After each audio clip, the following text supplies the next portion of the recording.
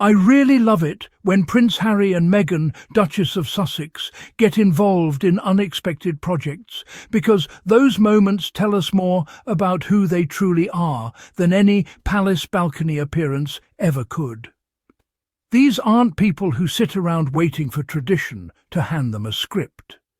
They move toward curiosity, purpose, and passion. And that, honestly, is what makes them so compelling. There is a sense with Harry and Meghan that they are always learning, always exploring, always willing to lend their voices and energy to things that actually matter beyond optics. Unlike the other brother and his wife, whose public lives feel increasingly narrow and stage-managed, Harry and Meghan come across as people with genuine range. They have hobbies. They have interests that extend beyond ribbon-cutting and inherited patronages. They read, they travel with intention, they connect with people, land, history and ideas. And that's why, when they show up in a space you didn't expect, whether it's mental health, media reform, women's empowerment, or environmental conservation, it feels organic rather than forced. This brings me to a massive side note that honestly says a lot about how naturally Harry fits into intellectual and historical spaces. While watching The American Revolution by Ken Burns, I found myself randomly irritated, and I mean genuinely annoyed, that Harry and Meghan weren't asked to participate in some form of voice work or narration.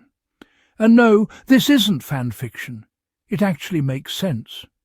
The series required British voices with credibility, nuance and understanding of the British military and monarchy of that era.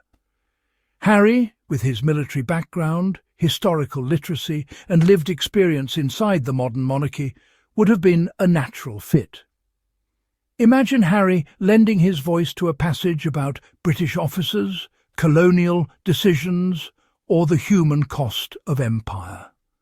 Not in a defensive way, but in a reflective, informed, grounded way. That kind of contribution would have added depth. And Meghan, with her clear, thoughtful delivery and academic grounding, could easily have narrated personal letters, civilian experiences, or perspectives often overlooked.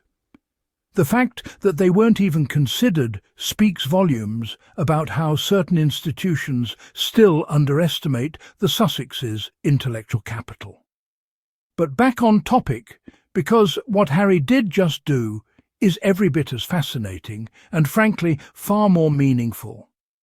Harry has written the foreword for a National Geographic produced book focused on the Okavango Delta, one of the most environmentally vital ecosystems on the planet. And this isn't a celebrity slapped onto a project for clout. This is a continuation of decades-long advocacy and lived experience. Harry has written about this region before. He has worked in and around Africa for most of his adult life. This is not a phase. This is a calling. The Okavango Delta is not just a beautiful landscape, it is a living, breathing system that supports wildlife, local communities and global biodiversity. By agreeing to write the foreword, Harry is doing something subtle but powerful. He is using his platform not to centre himself, but to draw attention to the land, the people who protect it, and the urgent need for conservation. And the fact that this project is produced by National Geographic only underscores the seriousness and credibility of the work. What makes Harry's involvement especially meaningful is how deeply it aligns with the themes he explored in Spare. One of the most striking elements of that book was his spiritual connection to land, animals, and the natural world. Not in a performative, trendy way, but in a deeply rooted, almost reverent way. Harry writes about landscapes as if they are teachers, about animals as if they are companions, about nature as something that grounds him when institutions and expectations become suffocating. Reading his words about tributaries, lakes, peatlands, and ecosystems brings you right back to that sense of nearly religious devotion he feels toward Africa. This isn't tourism. This isn't charity tourism either. This is respect. It's humility. It's the understanding that land remembers, that ecosystems outlast monarchies, and that humans are caretakers, not owners. Harry doesn't write about Africa as something to be saved by outsiders. He writes about it as something to be protected in partnership with the people who live there. His connection to Angola, to the Okavango Delta, and to conservation work across the continent spans decades. From his early visits as a young royal to his later work with conservation organisations, this has been a constant thread in his life. And what's important to note here is that Harry has continued this work after stepping away from royal duties. That alone dismantles the lazy narrative that he only cared about these causes because they were part of the royal brand. This project also highlights something else that often gets overlooked. Harry and Meghan are builders.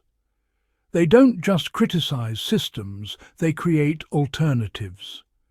Writing a foreword for a conservation book may not generate tabloid outrage or viral headlines, but it contributes to something lasting.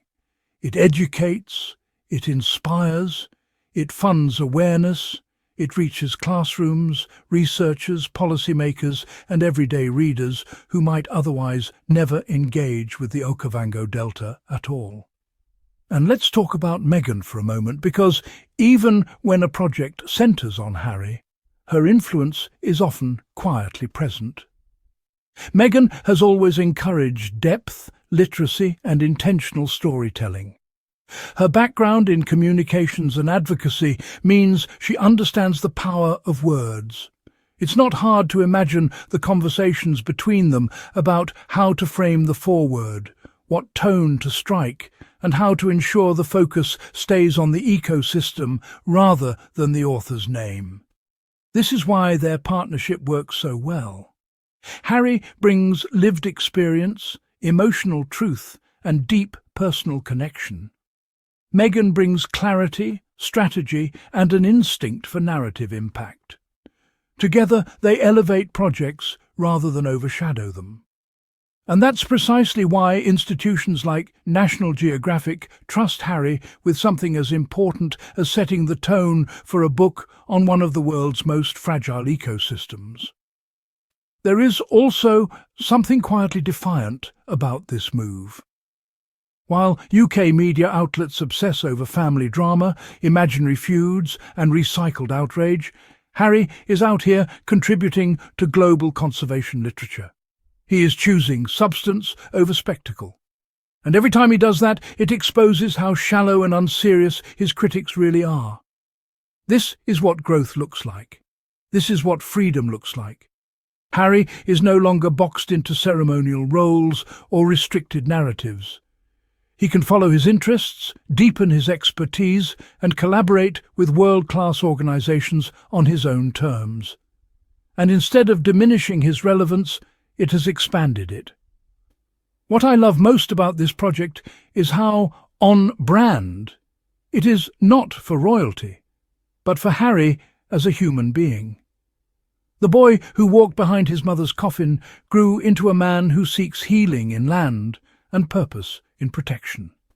The soldier who saw the cost of conflict now champions life and sustainability.